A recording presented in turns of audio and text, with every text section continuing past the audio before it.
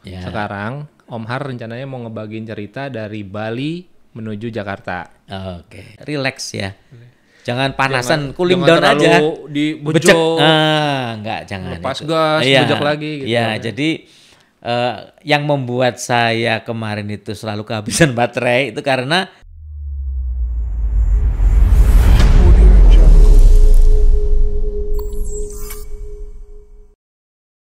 Ya, teman-teman, kembali lagi bersama saya Deo.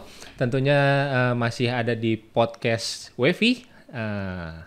Sekarang kita mau melanjutkan perbincangan mengenai long trip dengan menggunakan mobil REV. Tentunya masih bersama dengan Om Har. Oke, selamat ketemu lagi teman-teman. Apa kabar Om Har? Baik, alhamdulillah. Gimana kabarnya? Sehat. Alhamdulillah. Yang penting sehat aja ya. Iya, sehat. Sehat dan semangat. Sehat, semangat, happy. Happy, pakai REV. Pakai REV. Jadi gini teman-teman, kalau kemarin teman-teman sudah nonton, itu kan baru dari perjalanan Om Har dari Jakarta menuju ke Bali. Ya. Sekarang Om Har rencananya mau ngebagiin cerita dari Bali menuju Jakarta. Oke. Tapi sebelum perjalanan pulang, boleh diceritain juga nih Om Har. Pas nyampe ke Bali, itu kemana aja, berapa lama dengan mobil REV-nya, Pengalaman di sana ya. pengalaman di sana, Oke. liburannya boleh diceritain Om Iya. Har. Oke, jadi waktu itu kan saya terakhir kita podcast itu baru mau nyampe ke Bali. Ya, ya, Ya, waktu itu di Tabanan kan macet berat itu berjam-jam. Saya pikir wah ini baterai ini tambah turun nggak ya ini? Ternyata enggak, macet tuh kita malah irit aja kan, yang bekerja kan AC ya. ya. Ternyata ya nggak terlalu mengkhawatirkan lah kalau di kemacetan itu, santai aja kita. Jadi sebenarnya untuk REV sendiri, kalau lagi macet, walaupun AC nyala, itu pengurangan baterai tidak terlalu signifikan. Tidak terlalu signifikan. Saya tuh kan di kapal tuh kan tidur di mobil. Itu selama kurang lebih perjalanan dari Ketapang ke Gilimanuk kurang lebih 20 sampai 40 menit lah. Saya tidur aja di situ. Itu nggak sampai 1% lah turunnya paling. Padahal full AC itu ya dingin lah gitu. Nah, pada saat saya kena macet itu, saya pikir kan baterai itu kan akan terus turun ya, ternyata enggak juga. Oke, Enggak, berarti dia paling turun sekitar 2% lah selama macet itu. berarti ini sedikit berbeda sama mobil bahan bakar minyak ya Om. Iya. Kalau BBM itu kan kita macet, gas rem itu boros kan. Kalau mobil listrik tentunya beda dan ini malah menjadi lebih hemat. Lebih hemat dan kita kan nyaman ya, nggak ada khawatir kena CO2 ya. Oh iya. Nah, itu enak itu, kita di mobil anteng aja, adem. Ya ketika ada musik ya, kita nikmatin aja lah. Nah, waktu itu kan saya pakai Google Map ya, diarahin ke jalan-jalan kecil. Saya lihat, wah ini jalan kecil, enggak mau lah saya. Saya tetap bertahan di tengah kemacetan ikut jalan gede, karena kalau jalan kecil takutnya ini di mana kita nggak tahu, tahu-tahu dilewatin kuburan kan ngeri. Makanya saya tetap bertahan di tengah kemacetan itu, karena saya yakin bahwa tidak sampai habis lah baterai ini. Makanya saya bertahan di jalan gede, ngikutin jalan macet itu sampai ke Denpasar, sampai ke Seminyak itu. Jadi saya nggak ngikutin Google Map yang jalan-jalan kecil itu. Kalau saya ikutin ya bisa aja sih, cuman wah ini ya karena tempat baru ya Om. Tempat baru, Belum kita nggak tahu situasi kan. Ya. Makanya saya tetap di tengah kemacetan itu saya ikutin aja. Saya bersabar aja dengan EV di tengah kemacetan itu. Berarti dari pelabuhan langsung ke Seminyak. Dari Tabanan kemudian saya sampai ke Denpasar terus ke Seminyak. Sampai di Seminyak itu kurang lebih jam 9:30, 10 lah. Kemudian saya sebelumnya saya memang sudah kontak dengan hotel. Di tengah kemacetan itu saya kontak ke hotel. Boleh saya ngecas di hotel? Oh boleh gitu. Berapa? 1 jam? Oh sebentar ya Pak gitu. Biasanya perhitungan saya 5.000 kan? Ya. Saya biasanya 5.000. Oh sebentar Pak, saya tanyakan ke manajer dulu. Oke, ya di tengah kemacetan saya telepon-teleponan.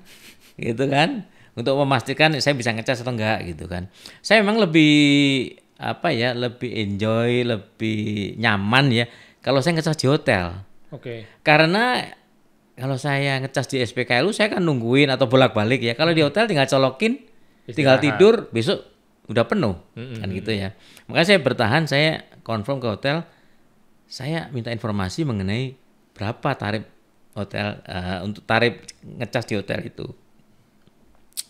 Setelah saya tunggu 1 jam sambil ngikutin kemacetan itu, dia tentukan bahwa sekali ngecas sampai full 75.000. Saya pikir oke lah, nggak masalah lah. Dibandingkan bensin 75.000 dapat berapa liter itu? Paling 5 liter kan?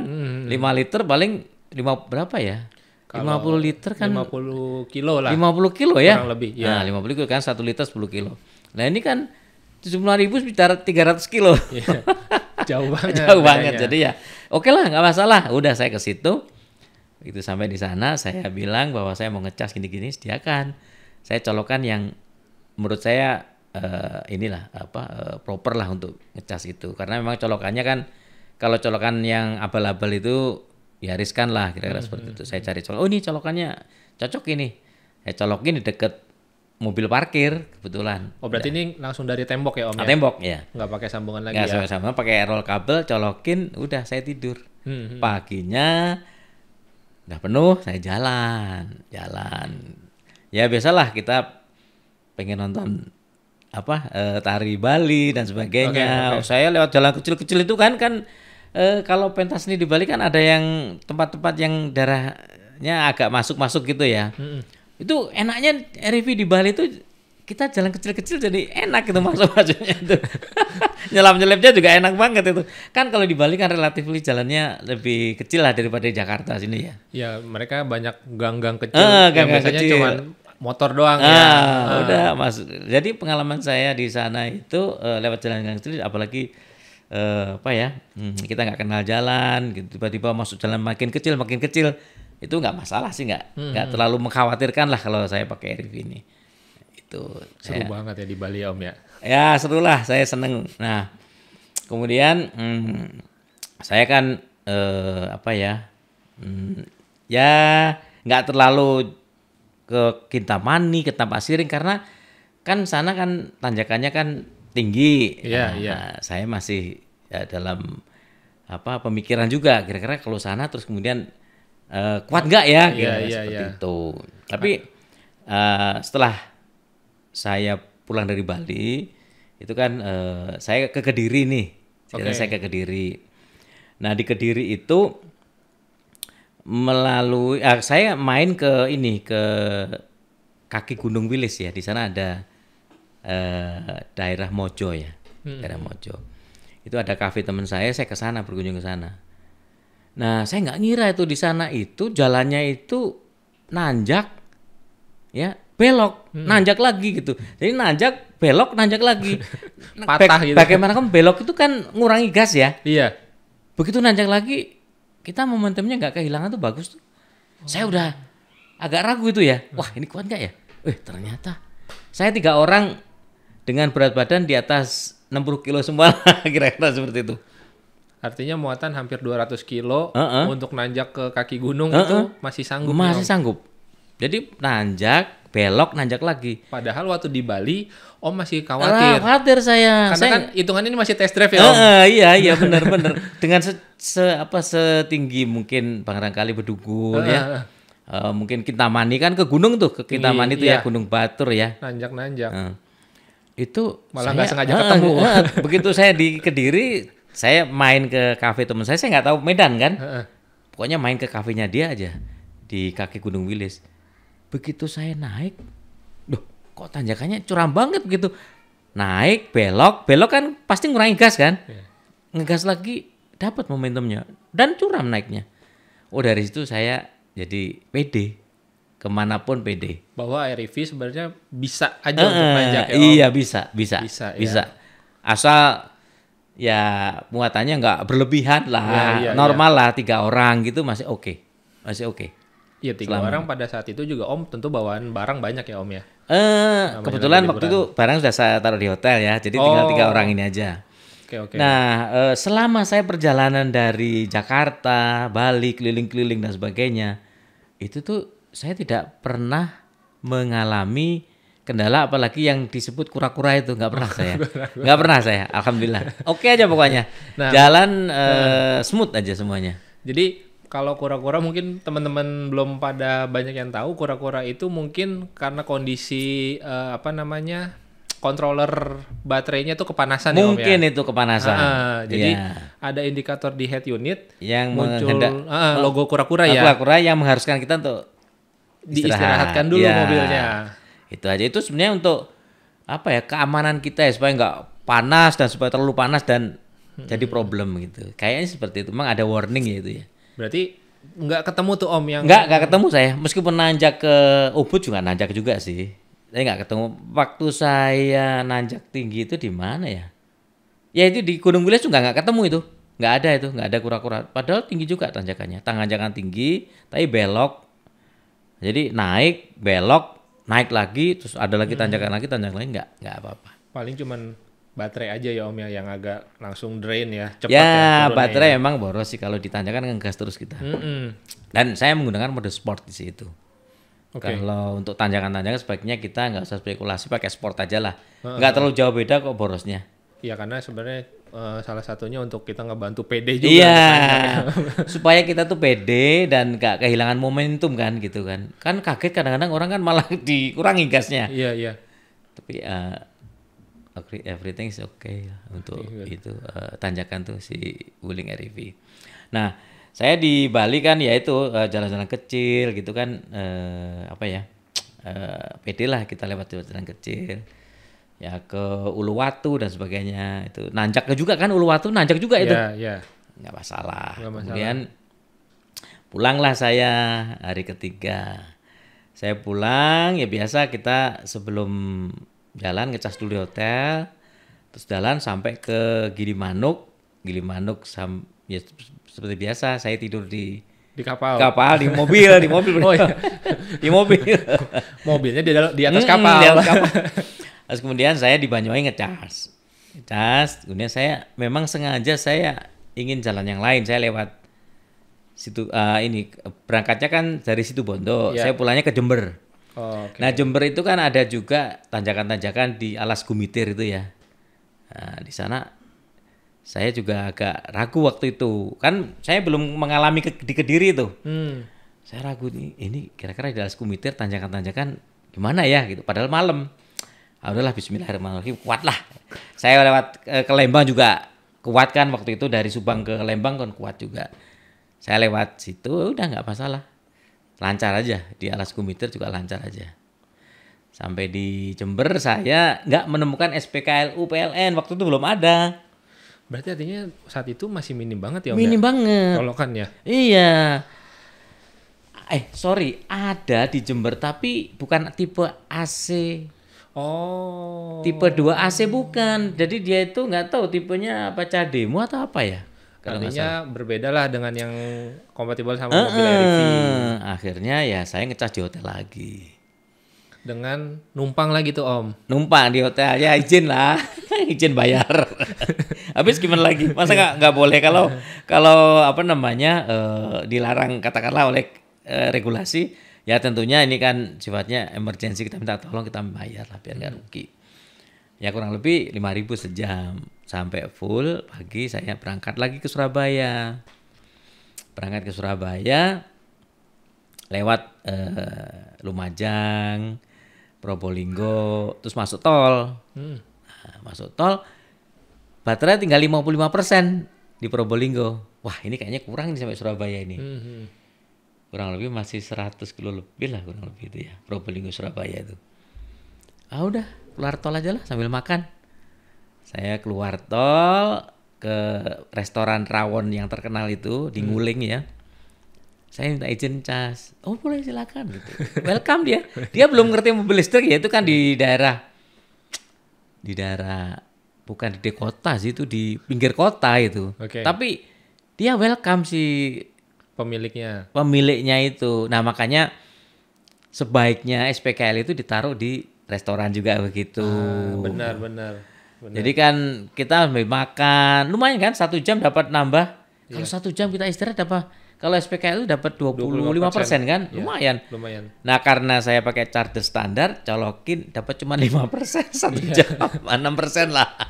Jadi saya waktu di tol 55%, saya keluar tol ke restoran itu dari 55 tinggal 49%, ya kan? Saya colokin cret. Nah, nambah 5%, jadi 54%. Saya balik masuk tol udah habis lagi, tinggal 50% lagi. Jadi sama dengan nggak ngecas itu. Orang yang dicas. Orangnya yang dicas, apa namanya, buliknya nggak, ya makanya sedikit ya. Nah, kemudian saya masuk ke setelah istirahat di Rawon itu, restoran Rawon itu, saya berangkat, ya kan, wah baterai kok ini apa tinggal 50% lagi, ya udahlah jalan aja lah sampai ke Surabaya. Saya di Surabaya udah tinggal minim banget, itu tinggal 15% kalau nggak salah. Saya langsung ke Tintang, ke SPKLU di PLN Ketintang ada itu. Cukup gede tempatnya, enak, nyaman, dan apa ya, ada beberapa tipe charging ya, ada AC juga, bagus juga. Saya di sana ngecas sampai dari 15% ke 75%, itu kurang lebih hampir 3 jam. Ya? 3 jam saya di sana. Udah saya istirahat. Karena terus kemudian saya sekitar maghrib di sana, setengah 6 lah, setengah 6, setengah 7, setengah 8, setengah 9 saya berangkat ke Kediri. Berarti di sekitar SPKLU-nya juga udah banyak tempat makan, tempat nggak ada di Ketintang, nggak ada. Kebetulan itu kantor PLN ya. Apa sih OPJ wilayah berapa gitu. Okay. Saya nggak hafal itu. Jadi itu memang kantor. Jadi bukan tempat yang ramai. Ya sehingga ya kita menahan lapar aja di sana. Sampai nungguin ngecas. Habis becak nggak ada. Transportasi umum kan nggak ada, di situ kan kantor, jauh dari jalan raya. Ya udah saya di situ aja nungguin sampai setengah 9. Setelah ini saya berangkat ke Kediri malam-malam ke Kediri, ya terus saya telepon ke hotelnya. Saya udah booking hotel, saya dapat hotel di Kediri, di satu hotel, saya telepon, katanya boleh ngecas. Gitu. Oke, saya ngecas, begitu datang sekitar jam setengah 12 malam ya, jam 12 malam saya datang, saya langsung ngecas. Wah, udah colokin aja lah pokoknya. Saya udah bilang bahwa saya bisa ngecas sejam 5.000. Udah gitu, paginya udah penuh, saya cabut. Terus saya berkegiatan lagi, jalan-jalan lah di Kediri. Kemudian sorenya saya ini apa namanya, ke kaki Gunung Wilis tadi. Oh, sorenya naik naik ke sana. Ya itu nggak ngira tuh kuat naiknya itu, lumayan. Saya surprise itu, saya happy banget ya. Saya deg-degan campur happy itu pulangnya. Wah, happy ternyata Airb ini boleh juga ya, tangguh juga gitu. Ini test drive-nya termasuk test drive yang nekat. Ya bonek lah, nggak tahu medan, nggak tahu ini ya kondisi apa mobil. Artinya kemampuan mobil itu kan saya hanya ini aja kan, tahu sedikit-sedikit aja. Terus pokoknya buat naik ya, alhamdulillah itu kuat. Dan saya nggak ngira kalau setinggi itu. Saya pikir kafe tempat teman saya itu nggak setinggi itu, ini lokasinya ternyata tinggi itu. Oke, jadi alhamdulillah nih. Oke juga nih. Tapi justru ini yang mahal Om, pengalamannya Om, ceritanya seru banget ya. Iya, saya juga ya saya merasa ya, saya bukan mempromosikan terlalu berlebihan ya, tapi ternyata saya nggak salah pilih. Beli Airb ini untuk di dalam kota maupun luar kota itu enak aja. Sebenarnya bisa aja. Tinggal tergantung nanti penyesuaian orangnya yang make gimana ya. Dan gini, yang penting itu charging station itu disediakan di yang sekarang ini yang saya harapkan yang di tol itu, di rest area itu. Oke. Di rest area ada beberapa yang sudah dipasang seperti yang saya tahu kemarin di Ngawi, di Saradan itu, tapi nggak operasional. Kan kita bingung itu antara Semarang ke Surabaya.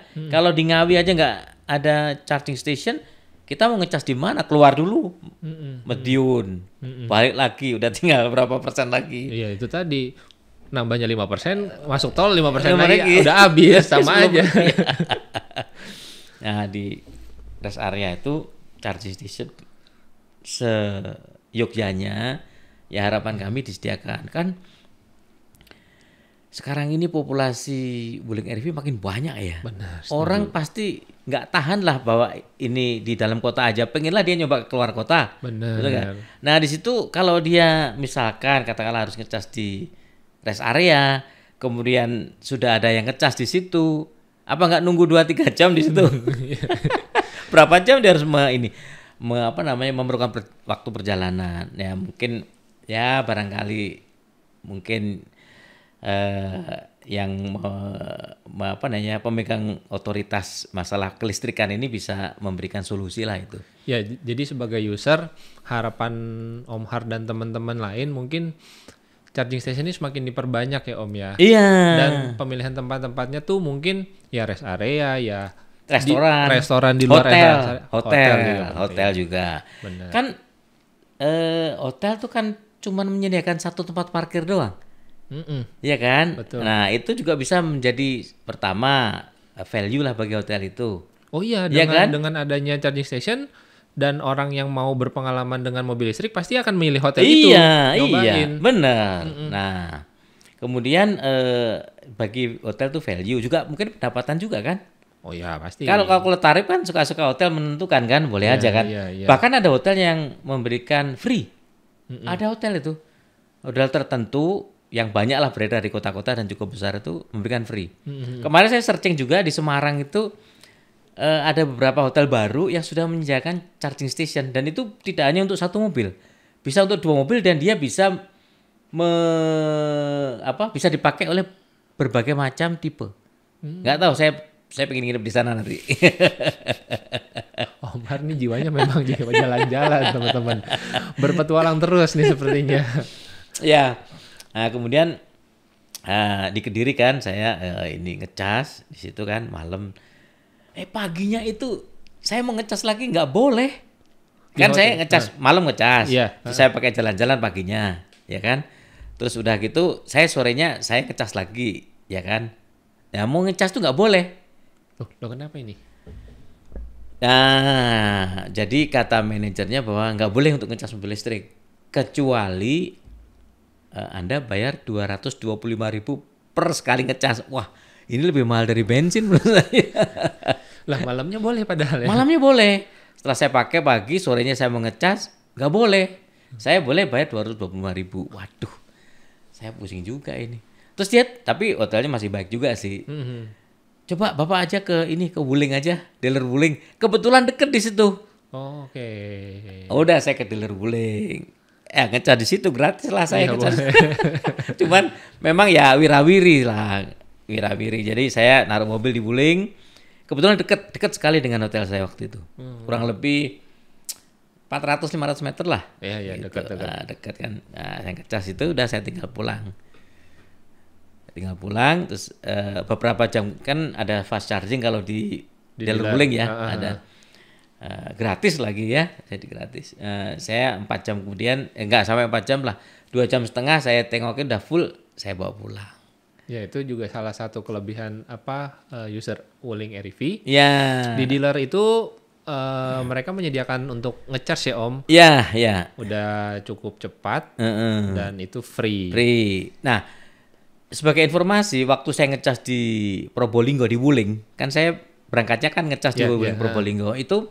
Dia belum punya fast charging, tapi dia udah ngajukan. Mungkin saat ini udah ada kali di Probolinggo. Iya. Karena mungkin kan saat itu di Desember ya masih baru-baru kan. Iya, masih baru. RV itu. Iya, mobil saya bawa ke Bali itu banyak yang ngerubung kok. Banyak dirubung gini, wah. Padahal di Bali kan kemarin kan KTT G20 ya. G20 kan di sana banyak berkeliaran mobil itu. Itu pun kalau di Ubud itu masih, wah mobil apa ini? Mobil kecil banget gitu. Ini mobil atau mainan gitu. Bongkar di jalan raya nih. Iya. Nah itu terus kemudian saya di Kediri 2 hari terus saya berangkatlah. Dari Kediri langsung ke Semarang. Nah waktu berangkat ke Semarang itu saya yakin bahwa saya bisa ngecas di Surakarta. Karena kan Madiun nggak mungkin. Saya yakin bisa ngecas di Madiun di Saradan yang B. Jadi yang arah balik ke Jakarta itu hidup SPKLU. Okay. Saya bisa ngecas di situ. Saya fullin. kemudian saya jalan kencang lagi, mungkin jalan naik juga sih ya. Baterai juga agak sedikit boros. Kemudian saya kontak teman kita, ada teman kita di Sragen namanya Om Agung Etan Kali. Okay. Nah, itu tahu nggak? di grup ya ada itu. Saya kontak, Om, saya mau ini numpang ngecas. Oh ya silakan aja, gini. Saya dikasih Sherlocknya, saya keluar ke Sragen. Habis saya ngecas di kilometer 626B, saya keluar Sragen ngecas lagi. Nambahin sedikit, sambil ngobrol-ngobrol, sambil ketemu kopdar teman kan gitu ya, kopdar teman Wifi. Nah, di sana ngobrol-ngobrol, saya ngecas. Jadi enaknya kita punya Wuling REV ini banyak teman ya di grup ini, di Wifi ini ya, sehingga kalau kita kesulitan di tengah jalan itu kita bisa minta tolong teman kita yang punya fast charging gitu. Karena Wifi ini sudah nasional Om, dan sampai bulan ini Agustus itu sudah hampir setiap kota di Pulau Jawa tuh sudah ada member.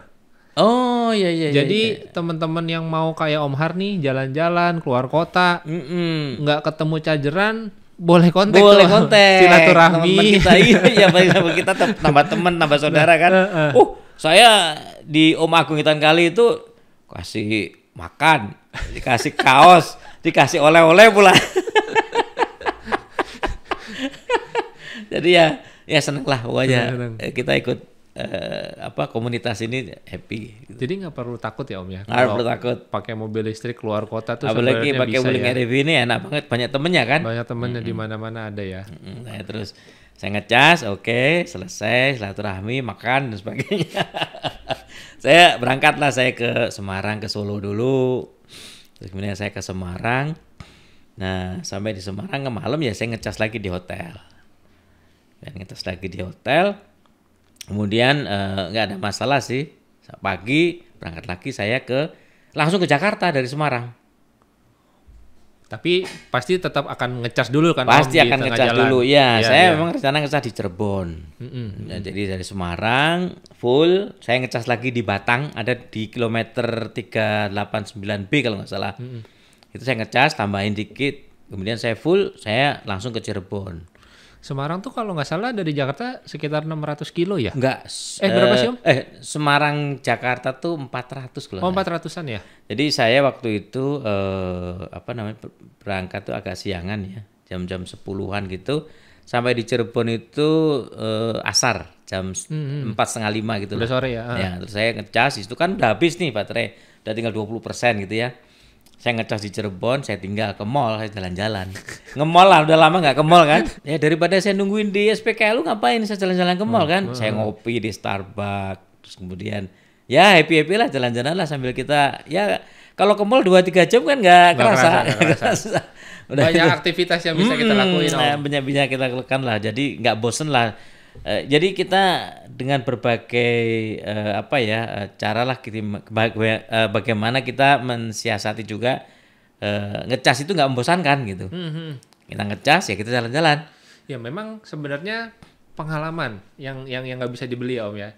Jadi memang ini tuh mobil baru keluar dengan sistem baru yaitu listrik. Ya ini menjadi sebuah cerita yang seru banget. Saya pengalaman yang menantang juga ya. Gimana sih ke Bali pakai mobil listrik yang baru bagi saya dan menyenangkan, happy. Saya tuh kalau ngecas tuh happy loh Pak. Happy loh Om. Kalau ngecas sukses, terus kemudian ininya jalan, aplikasinya jalan, chargernya jalan, itu plong gitu. jadi nggak kayak dulu lagi, tinggal pergi aja gitu kan, habis itu nggak ngisi. Nah, ini kemarin sebelum saya tinggal pergi, pastikan itu masuk. Saya pastikan dulu ini timernya yang di aplikasi jalan nggak, oke, kedap-kedip nggak, udah jalan, udah timernya jalan, baru saya tinggal pergi nge-mall. Jadi teorinya kalau dari Semarang atau Semarang Jakarta atau Jakarta Semarang tuh cukup sekali ngecas ya Om ya? Jakarta Semarang. Ya, atau Semarang Jakarta kan? Semarang Jakarta ya. Itu ngecas di Semarang. Sekali ngecas bisa sampai Cirebon. Oh. Nah, saya ngecas kan, saya di situ kan tinggal 20%, kurang dikit lah. Nah, kemudian saya fullin di situ kan, saya fullin. Terus setelah itu saya 8:30 berangkat ke Jakarta. Nah di situ ini kan malam saya berangkat dari Cirebon kan kurang lebih jam 8:30 ya. Oke. 8:30 malam. Saya berpikir gimana caranya, itu yang saya menemukan ya dibilang teori ya karena pengalaman lah. Selama ini kok saya selalu kekurangan baterai terus gitu ya. Gimana caranya dari Cirebon sampai ke Jakarta nggak ngecas saya? Saya isi waktu itu 95 something lah kurang lebih. 96, 97 gitu ya. Tapi ini gimana caranya supaya nggak ngecas saya di tengah jalan gitu. Nah, supaya sampai di rumah juga aman, selamat nggak di bawah 20%. Yang penting nyampe dulu nih. Nyampe tapi nggak boleh 20%. Nah itu kriterianya kan begitu tuh. Terus saya inget-inget kemarin itu kalau saya kecepatan 65-70, kemudian di grafik REV itu kan kalau yang long range kan ada grafiknya itu untuk konsumsi listriknya itu. Itu nggak volatile gitu. Kalau dia rata gitu ya, terus mendekati garis ordinatnya, di ordinatnya ya. Kan ada ordinatnya tuh. Nah itu mendekati itu, kemudian konstan kita ngegasnya nggak dibecek-becek begitu. Kira-kira irit nggak ya? Saya coba itu. Nah saya berangkat, ini kita nggak ngecas, saya bilang gitu ke istri saya itu.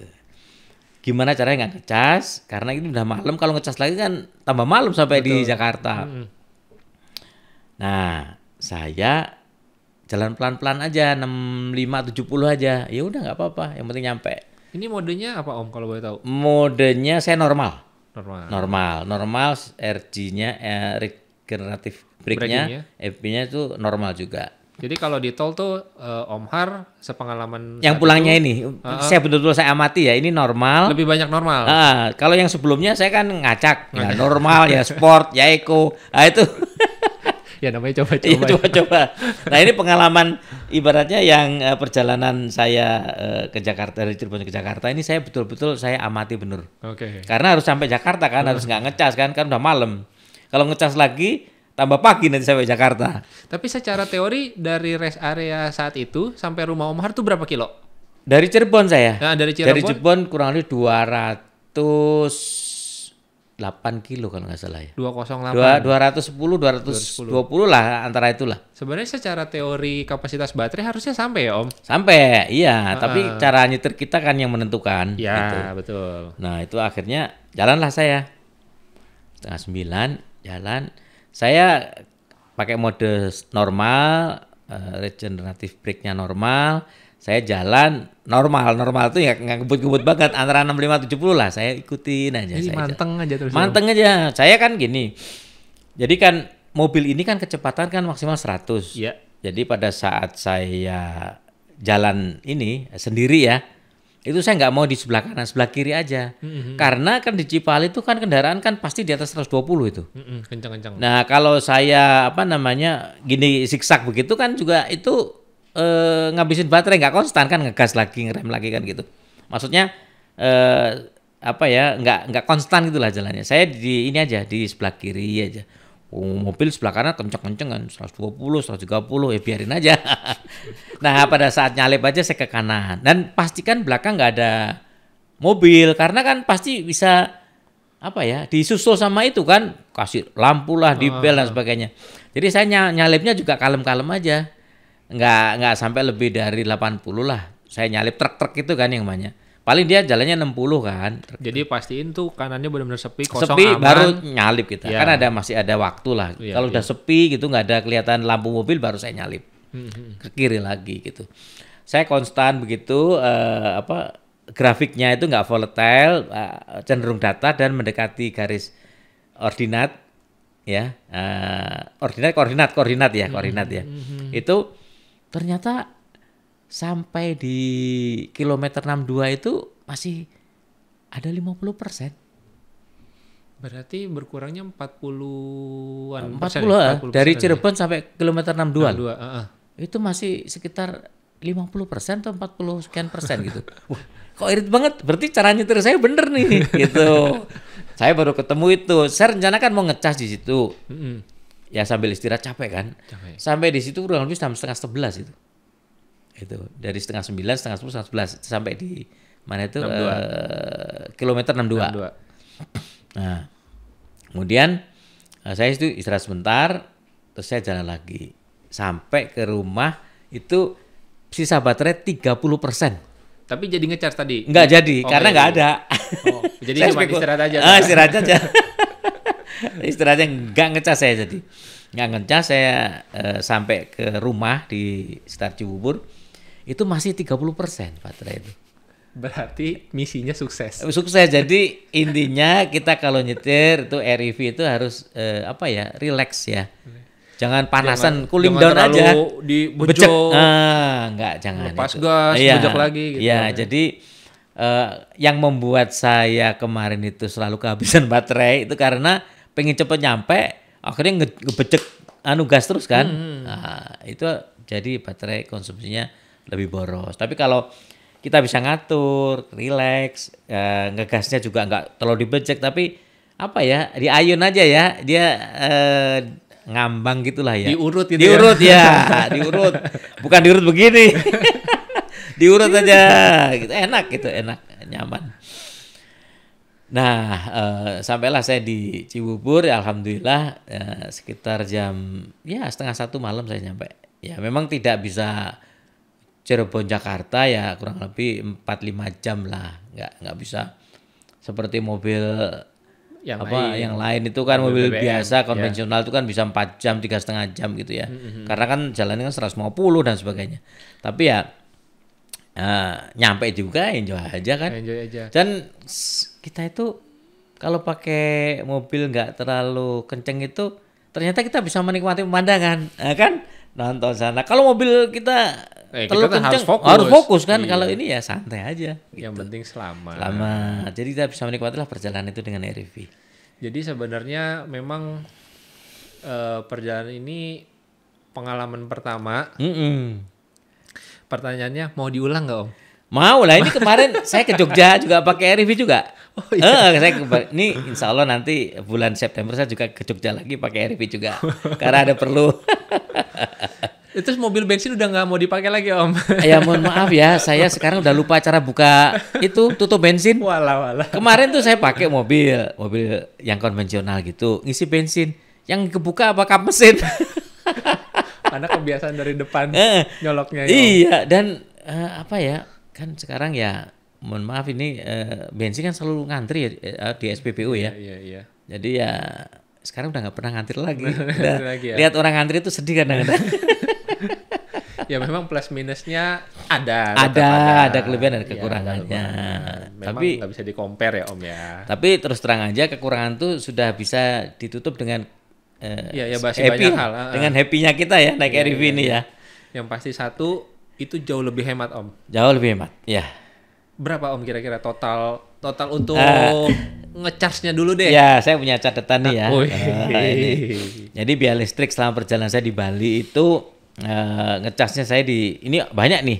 Kalau saya sebutin intinya saya di Cirebon, Semarang. Ini dari Jakarta dulu nih Om ya.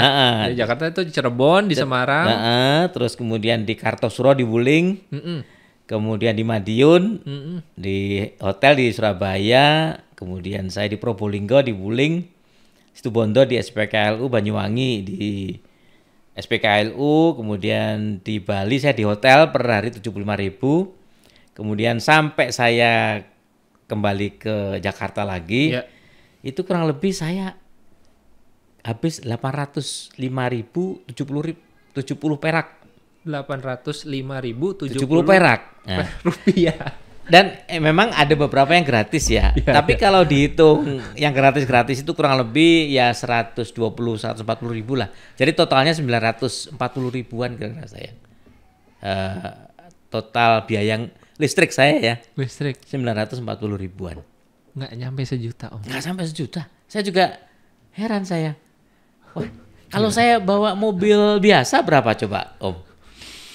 Katakanlah yang 110 lah per ke liternya. Bali itu kurang lebih kan 1.200 enggak lebih dong, kilo. 1.500-an lah, 1.500 something lah. Kilometer ya dari Jakarta. Pulang pergi kan 3.000 kilo. 3.000 kilo kali 10.000. Kali 15.000 dong. Kali 15.000. 3.000 kilo bagi 10. 300 liter kali 15.000. Katakanlah 15.000 ya waktu itu Desember ya. Pertama kan 15.000. 15.000 kali 300, 4,5 juta. Ini 800.000. Jauh banget. Iya, padahal ini saya ke Kediri segala ini. Saya ke Kediri kurang lebih 600 kilo itu. Artinya gini Om, dengan menggunakan REV mungkin terkesannya repot. Harus ke hotel, nunggunya lama. Tapi kalau misalkan dibandingin dengan mobil bensin 4.500.000, kita masih punya uang 3 juta tuh 3 juta. Om. Untuk hotel, untuk makan, untuk ke mall. Iya, untuk nge-mall tuh ngopi.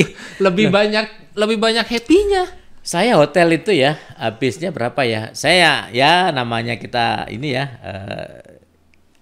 tujuannya jalan-jalan nggak menikmati hotel kan.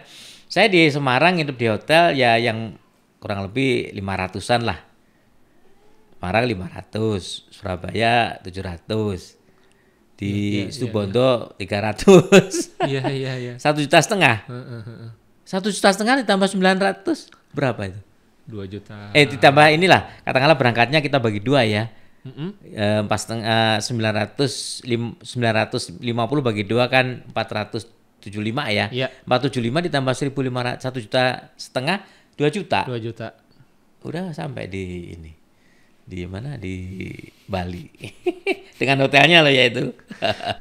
Jadi memang REV ini untuk jalan-jalan teman-teman itu masih sangat memungkinkan, hemat banget, ceritanya banyak, ternyata di tol tanjakan nggak masalah. Nggak ada masalah. Nggak ada, kita ada hambatan, problem atau apa. Bahkan saya rasakan ya bannya ya.